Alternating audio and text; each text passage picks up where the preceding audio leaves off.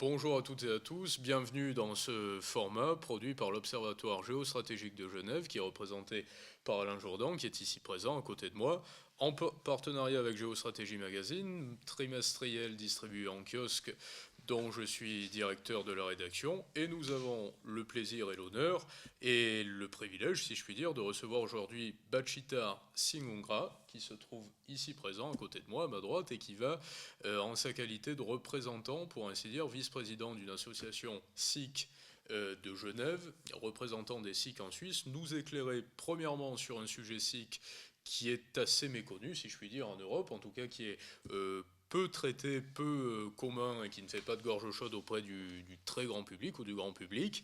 Et on va revenir sur des relations entre des pays donc, qui sont indissociables, c'est-à-dire les États-Unis, des puissances nucléaires, l'Inde, le Pakistan également, l'Europe dans tout cela, avec les Britanniques, qui entretiennent, on le sait naturellement, un lien privilégié avec l'Inde, et une communauté sikh qui est, bon, je fais une brève présentation, mais mes deux partenaires, et enfin mon invité et mon partenaire en parleront bien mieux que moi, qui est représenté par 3 millions de personnes dans le monde, 700 000 Sikhs au Canada, les Sikhs représentent 2% de la population au Canada, il doit y en avoir environ 6 000 ou 7 000 à Genève, population qui fait peu de bruit, sauf lorsqu'il arrive des problèmes ou des drames.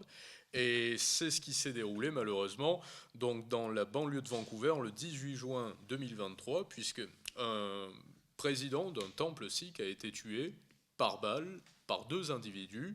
Le Premier ministre Justin Trudeau, le chef d'État Justin Trudeau, a évoqué des allégations d'une situation dramatique, inqualifiable de la part des individus qui ont commis ces actes plus que répréhensibles, dramatiques.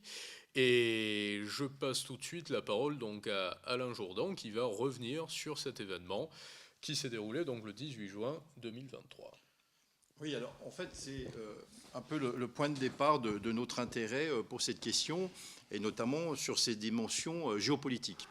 Puisque en fait on assiste depuis une dizaine d'années à un rapprochement stratégique entre de nombreux pays occidentaux, notamment les États-Unis, mais puis plus récemment la France, avec l'Inde, qui pendant longtemps avait été plutôt, durant la guerre froide, était plutôt associée à la Russie et sur les non-alignés. Ce qu'on a vu ces dernières années, c'est ce rapprochement stratégique s'opérer. Et ce rapprochement a connu un coup d'arrêt au détour de deux faits divers, donc l'assassinat d'un représentant sikh au Canada et une tentative d'assassinat à New York. Alors, les conséquences de ces deux faits divers a été un coup de froid sur les relations, notamment entre les États-Unis et l'Inde, mais aussi, et encore plus, entre le Canada et l'Inde, à un moment où on était dans une accélération de ce rapprochement. Il faut bien savoir que depuis quelques années, notamment les États-Unis ont encouragé ce rapprochement avec l'Inde, qui s'est traduit d'abord par une augmentation des échanges commerciaux, mais aussi par un certain nombre d'accords militaires et stratégiques avec l'Inde. Évidemment, pour une raison très simple, c'est que les États-Unis, comme d'autres pays, et la France notamment, ont vu à travers ce partenariat avec l'Inde un moyen de contrer un peu l'hégémonie chinoise et la présence chinoise et la montée en puissance chinoise.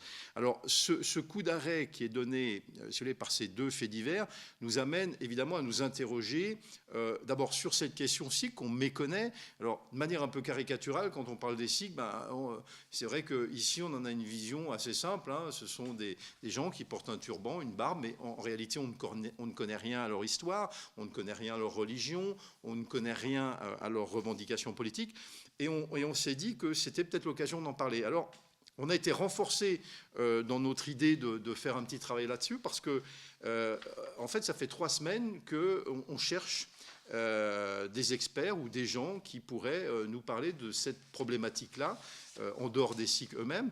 Et en réalité, il y a très peu de politologues, il y a très peu de chercheurs qui se sont intéressés à cette question. Et donc, c'est la raison pour laquelle on a trouvé opportun de traiter le sujet. Alors effectivement, on va d'ailleurs écouter, je vous remercie cher Alain Jourdan, très rapidement, un monologue particulièrement intéressant d'un professeur Giorgio Shani qui a été le premier, pour ainsi dire, à résumer la situation et le drame que j'évoquais précédemment dans un article du 27 septembre 2023 et qui nous explique donc la situation dans laquelle se trouvent les Sikhs dans le monde. On écoute tout de suite le professeur, si vous le voulez bien, Giorgio Shani. Ok, mesdames et messieurs, bonsoir du Japon.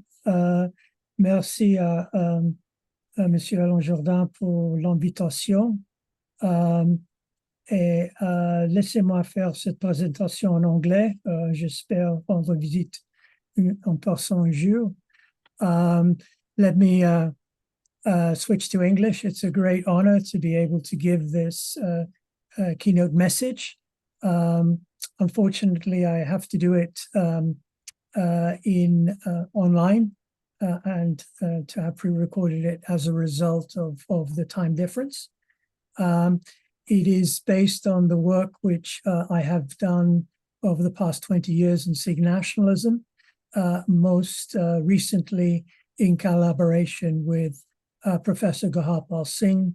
Our book, Sikh Nationalism, which is available through Cambridge University Press, attempts to look at and examine the phenomenon of Sikh nationalism by looking at the Sikhs in the Punjab and their struggles for recognition, which have taken the form of campaigns for arguably for self-determination or for greater federalism within the Indian system. And also specifically in the diaspora. And that will be the topic of my message today, which looks at the implications for international relations, specifically of the assassination of an Indian independence activist, Hardeep Singh Ughrha, who is a Canadian Sikh leader, in June last year, and its implications for relations between India and Canada, and arguably India and the rest of the world. So let me begin.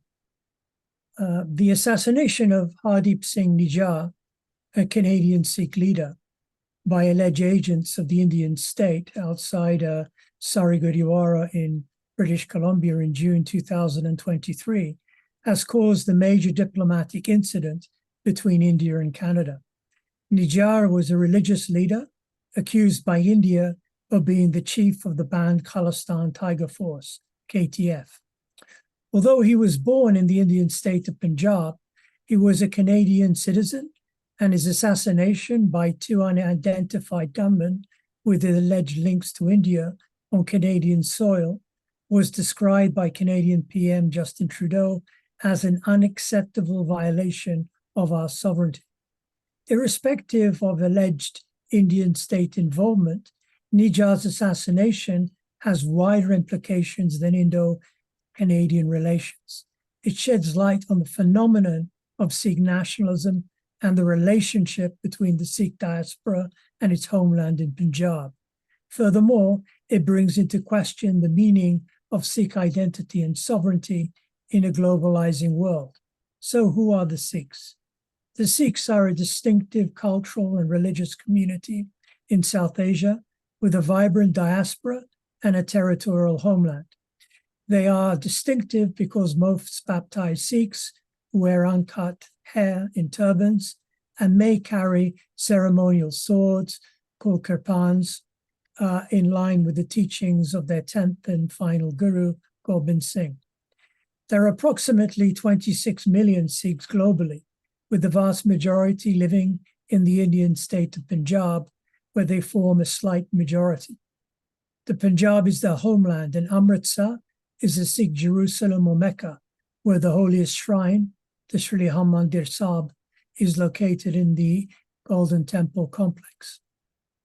Around 2 to 3 million Sikhs form a diaspora scattered throughout the world. These include settlers who migrated to the former dominions of the British Empire, including Canada and its colonies. Many, however, were forced to flee the Punjab during the civil war which broke out between Sikh militants and the central government following the storming of the Golden Temple in Amritsar, the holiest shrine in Sikhism, by Indian troops on the orders of Indian Prime Minister Indira Gandhi in 1984.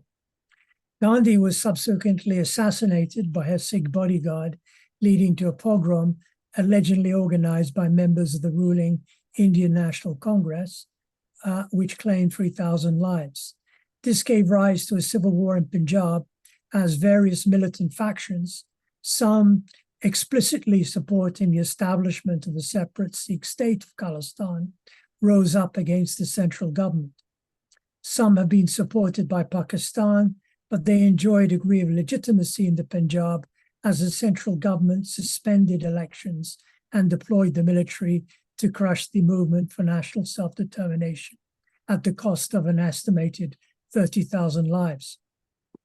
Although normalcy returned to the Punjab in the mid-1990s with the restoration of democratic elections, Khalistan lived on in the diaspora, particularly in multicultural societies such as Canada, which accepted many migrants from the Punjab. 3 decades ago, Benedict Anderson suggested that Sikh nationalism in Canada was a form of long-distance nationalism, by which he meant nationalism without responsibility or accountability. Indeed, Nijar was campaigning for a referendum in Canada on independence for Khalistan when he was gunned down. Sikhs constitute 2% of the Canadian population, which is roughly the same as in India, whereas today the main issues in the primarily agricultural Punjab are farmer suicides due to high debt burdens, the planned liberalization of the agricultural sector, which spawned the farmers' protests a couple of years ago, youth unemployment and a drugs epidemic. The specter of Khalistan still looms especially large in the diaspora. I suggest 3 reasons. I think the first is that Sikh sovereignty is embodied. That is, that baptized Sikhs wear symbols which remind them that they're part of a religious and political community, the Khalsa. The Order of the Khalsa, or Community of the Pure, was initiated by the 10th and final human guru, Guru Gobind. Guru Gobind conferred spiritual authority on the Sikh holy book, the Guru Granth Sahib, and temporal authority upon the community of baptized Sikhs through the doctrine of Guru Panth, the corporate body of the community, in whom his spirit is eternally present. I've attracted a lot of controversy in my work by actually looking at this and comparing it to giving sovereignty to the people in the French Revolution. So I'm arguing that it can be seen to have secular as well as religious connotations. This has led to the emergence of a discourse that identifies Sikhs as a political as well as religious community, which shares collective myths and memories dating from the creation of the Order of the Khalsa and the subsequent empire of Maharaja Ranjit Singh, who once ruled an empire stretching to the borders of modern-day Afghanistan. It wasn't a Sikh empire, it was multi-religious, but the Sikhs formed a dominant minority in this. So the first reason is that it's embodied. The second reason is that particularly under Prime Minister Narendra Modi, it is very difficult to substantiate the claim that India is a secular state. Unlike the North American and French versions of secularism, particularly laïcité, Indian secularism was always based on the acceptance of religious and cultural differences in the public sphere. The state was to be the neutral arbiter between competing claims from religious communities and to maintain a principled distance from religion. In practice, however, the Indian state was born in the aftermath of the violent partition, not only of the subcontinent, but of the Punjab, where the Sikhs lived, by the British, into a Hindu majority and India and Muslim majority Pakistan. The Sikhs were caught in the middle. They sided with India, but many became refugees forced to flee ethnic cleansing in Pakistan. So within independent India, they have sought to secure a homeland. And this bore fruit with the linguistic reorganization of the Punjab. So still, whilst remaining part of India, they wanted greater autonomy. Sikhs claimed Punjabi, which was widely spoken by all religious communities in the Punjab, as their own. When they sought greater autonomy within India, the central government under Indira Gandhi sought to divide the Sikh community by sponsoring militants. This backfired as they waged a violent campaign of intimidation against Hindus and members of minority Sikh sects. Finally, the state sought to crush the militants who took refuge in the Golden Temple complex. In their attempt to flush them out, Indian troops, many of them Sikhs themselves, desecrated the Golden Temple, killing many pilgrims. So from that moment on, a significant section of the Sikh community was at war with the Indian state or had a conflictual relationship with the Indian state. So although the state finally succeeded in crushing the movement, it could no longer claim to be secular. Even the election of a Sikh prime minister, Manmohan Singh, could not assuage many Sikhs. So the subsequent emergence of Hindu nationalism as espoused by the ruling Bharatiya Janata Party, BJP, accentuated the consolidation of an Indian national identity around a Hindu ethnic core. And as I argued in a recent article, echoing also the work of Christophe Jaffrelot and others, under Prime Minister Narendra Modi, India has become what Jaffrelot and Gurhapal Singh term an ethnic democracy. But I think we can call it a Hindu Rashtra or a Hindu state. And I fully expect this to be confirmed by the Indian elections, which will be taking place starting next month, which may give a third term to the BJP.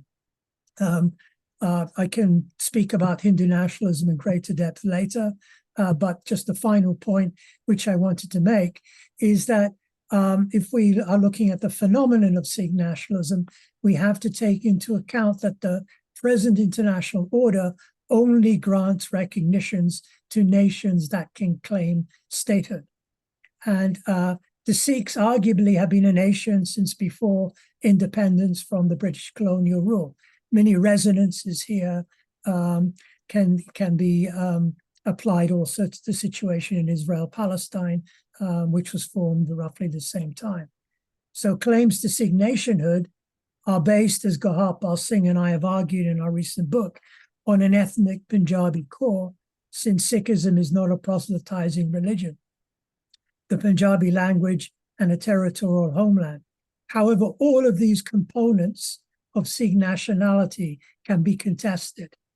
Indeed, the nation itself is best seen as an imagined community, as Anderson says. What is indisputable, though, is that the Sikhs have their own political system, which developed out of the Akali movement to take back control of the Gurdwaras during British colonial rule. So they've had an institutionalized political system, which has been centered on the Shiromani Gurdwara Prabandhak Committee, the SGPC, which affords them a mechanism to regulate Gurdwaras, and in which there are competitive elections. However, the control of the SGPC doesn't extend to the diaspora, where different factions have emerged committed to the establishment of a Sikh homeland. Hardeep Singh Ughrha was a leader of one such faction, organizing a referendum on Khalistan. The allegation that there was Indian state involvement would, if proved true, merely confirm what many minorities, particularly Muslims, have long felt, that India, under the BJP, is becoming a homeland for Hindus. Thank you very much. Merci beaucoup.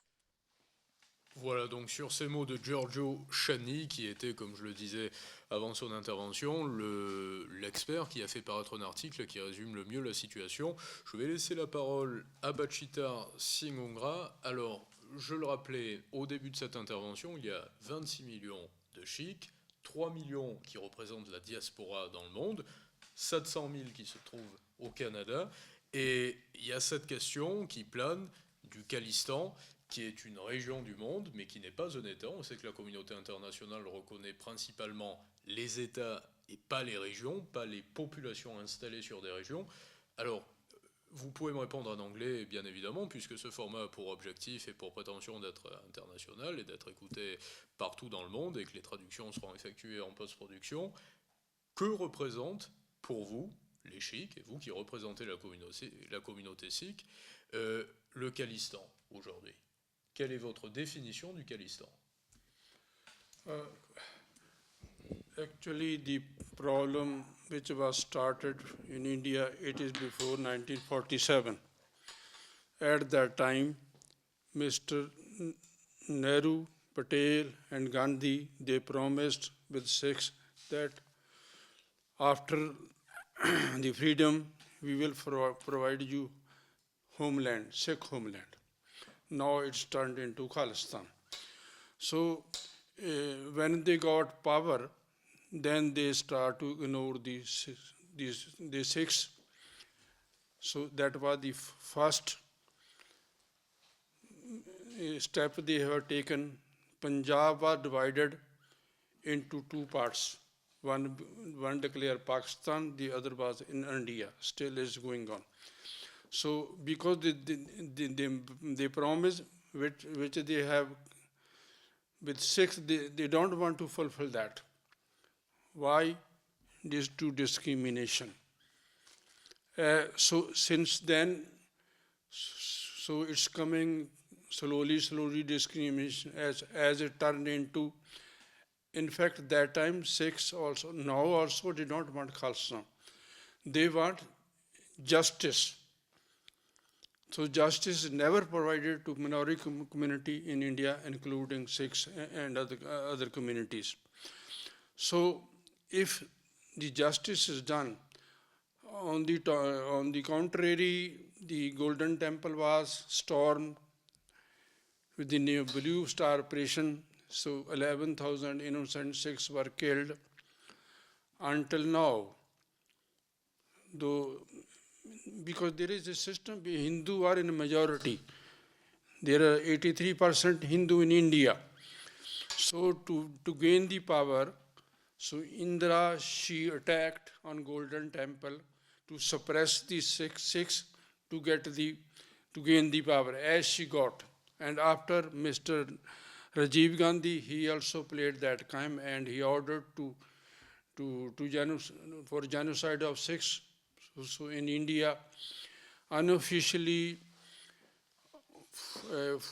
20,000 Sikhs were killed, but the government, they only declared only 3,000 something. So this problem is not now, it started before 1947, because they didn't keep their promise to provide Sikh homeland as they promised Mr. Master Tara Singh. He was the leader at that time. So he requested that you have promised with us, we need something for our identity. We need any area which we can say that, because Sikhs have sacrificed 85% to get the freedom for India. And before that,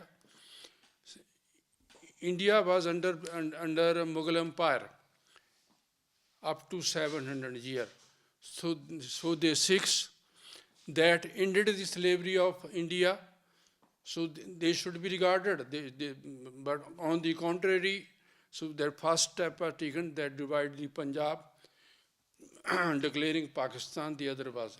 And in that area when it was the partition of the world, largest partition of the world, million people were killed and they were displaced.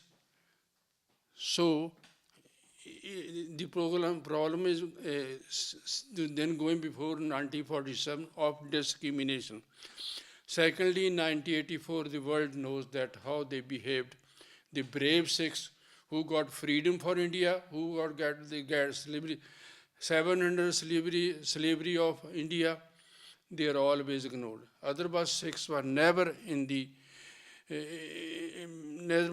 favor of Khalistan. Their first demand was that we want justice. So till now, justice never provided of genocides of Delhi and other parts of India, and the Golden Temple was attacked. So now also, when this, in India, Sikhs have no right. If there is voice, they are imprisoned, they are killed, and after that they start to this genocide also abroad. In England, Mr. Khanda, he was killed by the Indian intelligence, and after Niger was killed, so two Sikhs already killed in Pakistan. So I don't know, probably I will be killed one day because I speak truth. Très directement. Alors, il y a des liens privilégiés naturellement entre l'Inde et les États-Unis. Il y a des coopérations bien connues et bien établies entre les États-Unis, les Britanniques et l'Inde. Est-ce que les collaborations d'ordre, si je puis me permettre, politico-militaires entre l'Inde et certains pays occidentaux ont une influence directe sur la situation des Sikhs en Inde? Actually, the England, they don't want to destroy the relation with India because they have to sell the arms. But America has taken step also because they want to also to the head of Sikhs for Justice. So, but luckily he escaped. So it's everywhere they are going. It is the also violation of not only human rights, it's the violation of Indian Constitution. But they have power. Mr. Prime Minister Narendra Modi, he wants to convert India into Hindu nation. So they don't want, and now the same policy is going, and Indra has played a card to crush the Sikhs to gain the power. So now farmers are also, they are on the road for their right because the promise which were done by Mr. Narendra Modi after he denied.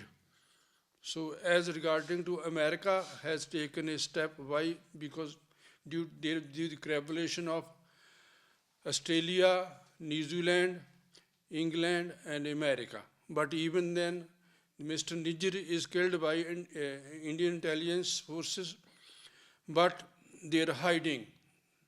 They are not openly declaring that they are involved.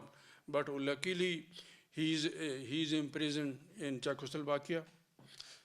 Très rapidement, le positionnement, je le disais précédemment, des Européens compte peu, en dehors des Britanniques, mais des Européens, des Français, des Italiens, des Espagnols, compte peu par rapport à l'avenir ou la protection, si je puis dire, des Sikhs dans le monde. Quel est le positionnement des représentants majeurs des gros pays asiatiques en dehors de l'Inde par rapport à la situation des Sikhs? Europe, they always, not they help, they regard the Sikhs, because Sikhs are the diamond of the world. In every Sikh temple, minimum on Sunday, free meals are provided to needy and hungry people. So during COVID, Sikhs, they provide throughout the world vaccine and free meals to the public indiscriminately. So in Sikhism, why are the Sikhs guided? There is no caste, creed and color in Sikhism. Everybody can come, everybody can eat. They don't ask what caste is you. As Mr. Modi, he's promoting caste system to gain the power because the majority voters are Hindus in India. Je vous remercie, cher Bachittar. Alain Jourdan, pour faire un petit peu de prospective, on arrive à la fin de ce format.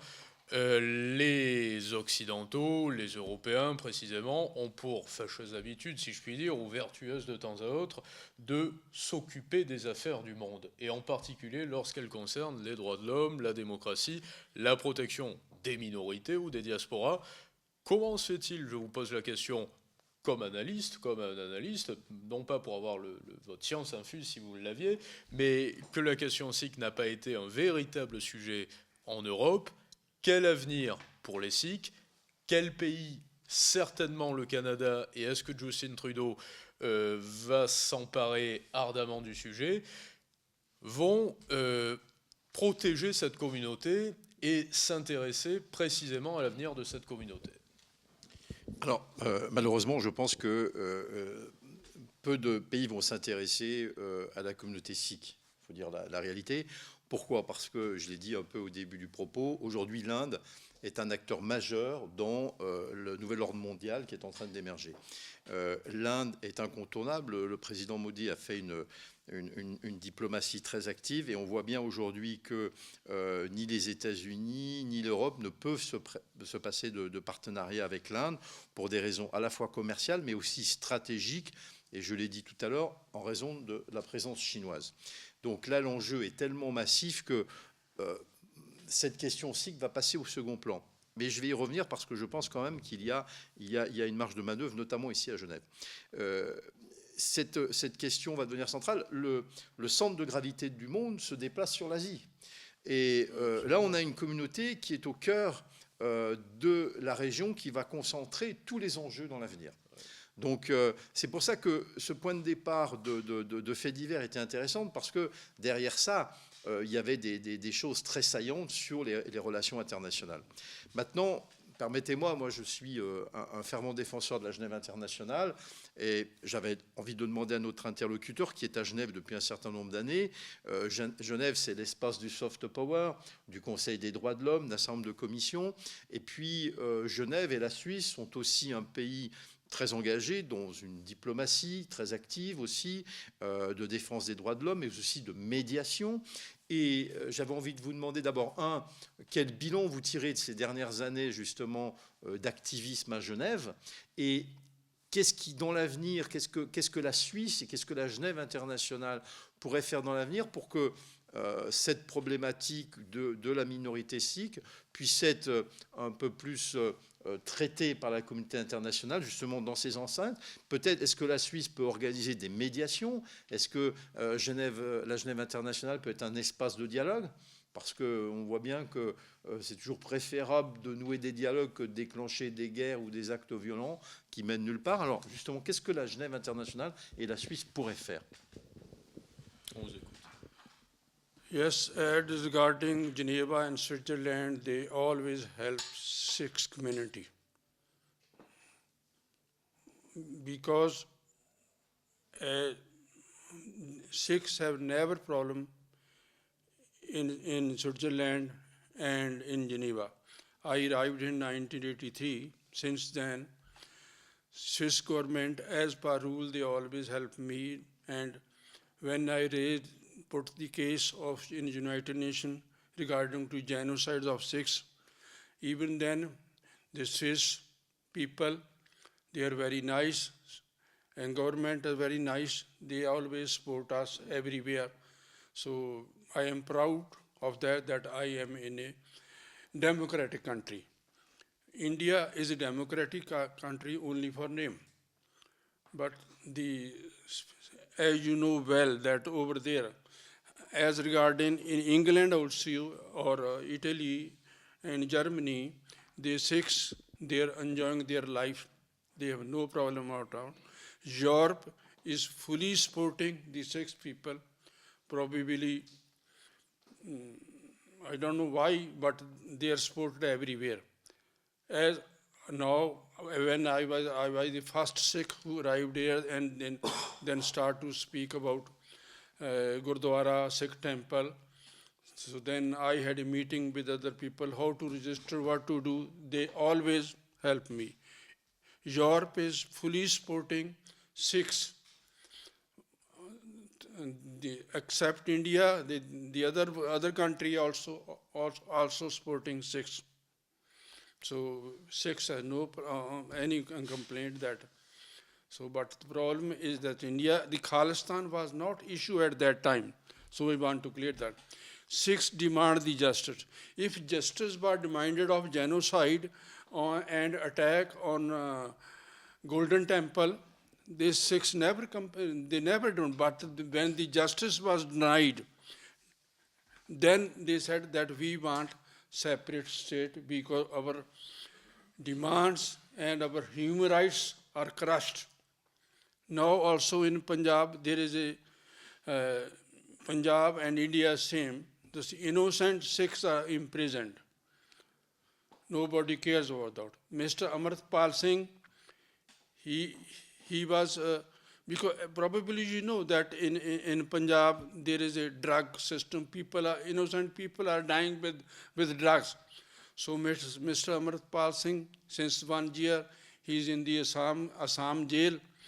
He has only fault that he was preparing people to take nectar to be sick. If you take nectar, you are like good sick. You don't touch any drugs, any alcohol, nothing. So it was very good point to end the drug system in Punjab. On the contrary, he should be supported. On the contrary, he was arrested, and now after 1 year, the INA, Indian National Security Act, is extended more. So due to that discrimination, the Sikh decided that we don't want to stay in India. Merci beaucoup, cher Bachittar. Une interrogation me vient, et je l'avais avant de démarrer cet entretien, cher Alain Jourdan. La question sikh sur laquelle la communauté internationale fait l'impasse, comme je le rappelais précédemment, concerne des pays, finalement, qui détiennent l'arme nucléaire, l'Inde, le Pakistan, les États-Unis, les Britanniques dans une seconde mesure. Est-ce que cela a une influence, est-ce que cela peut en avoir une sur l'avenir du questionnement sikh? Est-ce que ça a une importance, en tout cas? Non, mais je crois que les enjeux sont de telle disproportion que malheureusement la question sikh est totalement secondaire. Par contre, on est dans une région où tout le monde va avoir intérêt, dans les années qui viennent, à souffler sur les braises de toutes les problématiques régionales, ethniques, religieuses. Ce qu'on voit à chaque fois qu'on est au centre de régions avec énormément d'enjeux. Alors malheureusement, la question sikh peut revenir au détour de tensions. Je me permets de vous interrompre avant de terminer, parce que la question sikh, c'est une question justement qui n'est pas religieuse, qui est ethnique, et que l'on apparente à une question religieuse finalement. Bien sûr. Et les Sikhs ont le sentiment d'incarner un État. Ils n'incarnent pas un État aux yeux de la communauté internationale, mais ils ont ce sentiment-là, pour autant. Pour terminer, on va peut-être laisser la parole pour le mot de la fin à notre invité, donc Bachittar Singh Ughrha, qui représente, comme je le rappelle, la communauté sikh à Genève. Je remercie Alain Jourdan de l'Observatoire géostratégique de Genève pour ses interventions, et je remercie mon invité également. On espère que ce format, qui sera traduit et qui sera sous-titré, aura pu vous apporter quelques éclaircissements et quelques questionnements également. Un mot de la fin peut-être sur l'avenir de votre communauté, mon cher Bachittar. I want to add one thing. In India, since 1947, the rights of minority are crushed. Not only Sikhs. You know well, in 1995, 400 years old mosque was destructed. So in 1984, so there was also attack on Sikh temple in Amritsar. That is the sage of Sikhism. We can say that's a mini Vatican, because over there, largest kitchen of the world is in Amritsar. 1 million free meals are served daily to people. So what I mean to say, problem is that religious freedom does not exist in India, not for only Sikh. In South, the Christian, they have their churches. They are forced. No, there were nuns were beaten, and the fathers they were also, and there were also talk on churches. So it's Sikh, Muslims, and Christians, and Dalit. Who are Dalit? is a low class Christian, they are called Dalit. So we are not attacked, they are also attacked. So main problem is religious freedom and it's the violence of not only Indian constitution, also human rights. But nobody care, because if you are in power, you don't care. So now Mr. Modi has promised with the farmers, but the promise is not kept. So they are again on the roads. Why? So Mr. Modi, he wants to prove that it is the problem of only Sikhs to gain the power. Actually, it's a problem of every farm of all farmers of all states. They are also in Delhi. So means to gain the power, the Mr. Modi, BJP is crushing the rights of other. So that's a bad thing. There should be, if there is a democracy, so Indian constitution should be followed and human rights should be respected. But it never happened. Merci beaucoup, merci de nous avoir suivis. Nous étions en Suisse avec Alain Jourdan et Bachittar Singh Ughrha pour l'Observatoire géostratégique de Genève et Géostratégie Magazine pour ce long format spécial sur la question sikh. Merci aux équipes techniques, merci à vous de nous avoir écoutés et bonne soirée à toutes et à tous.